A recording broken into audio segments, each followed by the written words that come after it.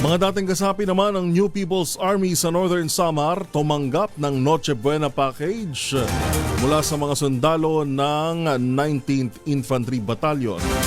RH-34 Jane Galit Bantayan sa detalye. Jane. Masayang tinanggap ng mga former rebels ay mga dating membro ng New People's Army dito sa lalawigan ng Northern Samar ang handog pamasko ng mga sundaluhan mula sa 19th Infantry Battalion. Bahagi ito ng pagdiriwang ng Kapaskuhan at pagpapakita ng mga sundalo ng malasakit.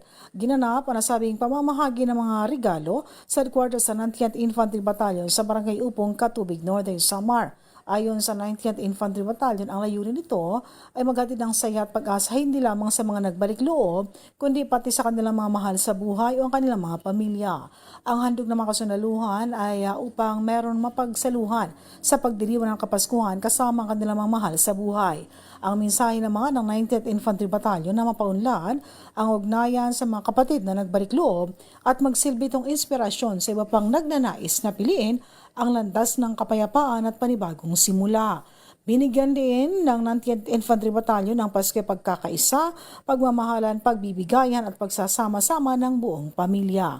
Patuloy naman na hinihikayat ang iba pang miyembro ng New People's Army sa lalawigan ng Northern Samar na magbalik loob lalo pat ngayon ay Pasko. Mula sa Aksyon Radyo Katarman, RH-34 Jane Galit Bantayan ng DZRH, una sa Pilipinas, una sa Pilipino. Maraming salamat, Jane Bantayan.